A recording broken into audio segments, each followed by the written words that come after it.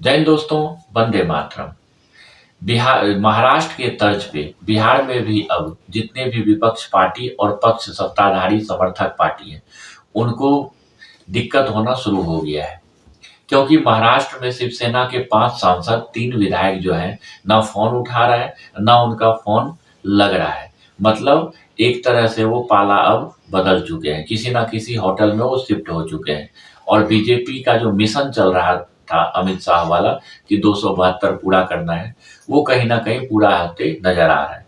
अब उनकी नजर जो है बिहार के ऊपर, हालांकि बिहार के ऊपर जो था पहले से ही नजर था, लेकिन बीजेपी एक ऐसा पार्टी है वो नजर कहीं और रखता है, निशाना कहीं और लगाता है।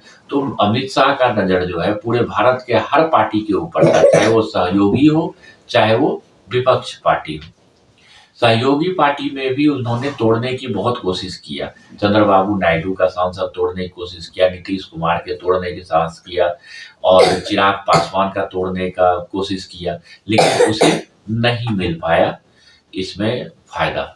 क्यों? क्योंकि क्या और लास्ट में क्या हुआ, एनसीपी और अ, उद्धव ठाकरे, जिसमें कि उद्धव ठाकरे बहुत ही कमजोर लीडर के तौर पे अभी उभरे हैं, तो उनके एमएलए और सांसद को इन्होंने तोड़ लिया और तोड़ के अपने में मिला लिया। जैसे 240 था, 5 अगर वहां से तोड़ दिया तो 245 हो गया इकट्ठा। अब चंद्रबाबू नायडू और नीतीश कुमार के समर्थन से सरकार चल रहा है, सरकार तो चल रहा है चिराग पासवान के भी समर्थन से, लेकिन उसके कम सांसद हैं। अगर चिराग पासवान का अगर 6 सांसद को अगर तोड़ देता है, जबकि चिराग पासवान मोदी जी के हनुमान के रूप में काम करते हैं, लेकिन राजनीति में ना कोई अपना होता है ना कोई पराया होता है। जब जिसको मौका मिलता है अगले पार्टी को तोड़ देता है। जैसे बड़ी मछली समुद्र के अंदर जो होता है छोटी मछली को खा जाता है, उसी प्रकार अगला के मन में क्या बीतेगा उस पर कोई ध्यान नहीं दिया जाता है, सांसदीय बढ़ने के ऊपर ध्यान दिया जाता है। तो चिराग पासवान ने भी जब से महाराष्ट्र वाला प्रॉब्लम शुरू हुआ है तब से अपने सारे के सारे सांसद के संपर्क में आ गया है। सेम नीतीश कुमार, अब नीतीश कुमार और चंद्रबाबू नायडू इन दोनों को तोड़ने के चक्कर में बीजेपी लगी हुई थी। चंद्रबाबू नायडू जो है उसका कमान एकदम सांसद के ऊपर बहुत ही अच्छा है, लेकिन सबको पता है कि नीतीश कुमार से जितने सांसद संपर्क में है उतने ही उनसे खपा भी है, क्योंकि उनके दल हमेशा अदल बदल करते रहते हैं। इस कारण से उनसे खपा भी है, कुछ उनके समर्थक में भी। तो अगर बीजेपी अगर तोड़ना चाहे नीतीश कुमार के पार्टी को, वो तोड़ सकता है, लेकिन नीतीश कुमार भी बहुत तेज है, धमकाते रहता है बीजेपी को, अगर आपने तोड़ने की कोशिश की तो आपके समर्थन से जो सरकार चल रहा है बिहार के अंदर, हम उससे पलटी मार के राजद में चले जाएंगे, यहाँ से सरकार आपकी गिर जाएगी।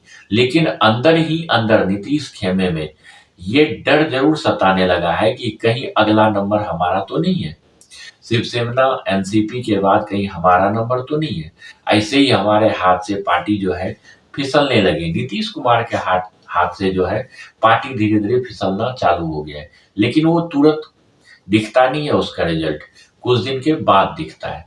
उसी तरह जितने उसके सांसद हैं सबके साथ मीटिंग करना शुरू कर दिया है नीतीश कुमार, जो उनके अध्यक्ष हैं उनको भी उन्होंने लगा दिया है, जितने भी सांसद हैं उनसे हमेशा ताल्लुक में रहे, उनके फोन जो है ऑफ कभी ना आए और हमेशा उनका लोकेशन ट्रेस करके रखने के लिए नीतीश कुमार, जैसे एक जासूसी होता है ना, केजरीवाल ने क्या किया था जब सरकार उनकी बनी थी फर्स्ट में दिल्ली में, उन्होंने अपने सारे सांसद और विधायकों का जासूसी करवाया था, यहाँ तक कि जितने अफसर हैं उनका भी जासूसी करवाया था कि कहीं वो किसी कांग्रेस में तो नहीं मिला हुआ है, वो बीजेपी में तो नहीं मिला हुआ है।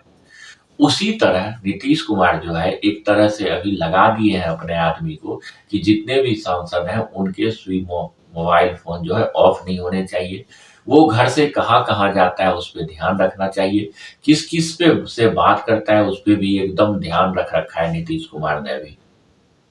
यहाँ तक कि उसके घर के सामने भी निगरानी में आदमी अप्रत्यक्ष रूप से लगा दिया है। ऐसा क्या है, बिहार की जनता के द्वारा बताया जा रहा है। लेकिन नीतीश कुमार के अगर अगर अंदर सेंध अगर मारना हो बीजेपी को, तो आधी जनसंख्या जो है उनकी सांसदों का उसे कभी भी तोड़ देगा। लेकिन प्रॉब्लम आ जाता है दल बदल नीति वाला जो कानून है उसका, उस कानून के नियम के हिसाब से अ, अगर 4 हिस्सा है तो उसमें से 3 हिस्सा विधायक या सांसद जो है वो बागी होना चाहिए, दूसरे पार्टी में मिलना चाहिए। तभी उसका क्या होगा, मान्यता होगा, नहीं तो वो सारे सांसद या विधायक का जो विधायकी है या सांसदी है वो खत्म हो जाएगा, उन्हें फिर से इलेक्शन लड़ना पड़ेगा। जैसे मध्य प्रदेश के अंदर हुआ था, शिवराज सिंह चौहान के साथ जब महाराजे सिंधिया मिला था, तो उनके सारे एमएलए जो थे कांग्रेस से कम थे, उसके 1/3 के बराबर नहीं थे। तो उन सब का जो है उम्मीदवारी खत्म हो गया था। वो फिर से इलेक्शन लड़े थे बीजेपी के बैनर पे और सब जीत के आ गए थे और उनकी सरकार फिर से बीजेपी का मध्य प्रदेश में बन गया था। सेम बिहार की कहानी है। और बिहार में भी अगर 1/3 से कम आता है तो उनको फिर से लड़ाना पड़ेगा सांसदी। और वो विधायक की सीट था, तुरंत इलेक्शन हो गया। लेकिन यहाँ पे क्या है, सांसद का सीट है, ये तुरंत नहीं हो सकता है। और एक तरह से समर्थन भी कम है, मतलब सांसद की संख्या भी कम है नीतीश का, बीजेपी का। अगर नीतीश कुमार का सांसद जो है, अगर उम्मीदवारी खत्म हो जाता है तो जो उनके समर्थन से सरकार चल रहा है वो भी हाथ धोना पड़ जाएगा बीजेपी को और अमित शाह को। इसलिए वो बहुत ज्यादा कतराते हैं चंद्रबाबू नायडू और नीतीश कुमार को, का सांसद को तोड़ने में या उनके पार्टी को तोड़ने में।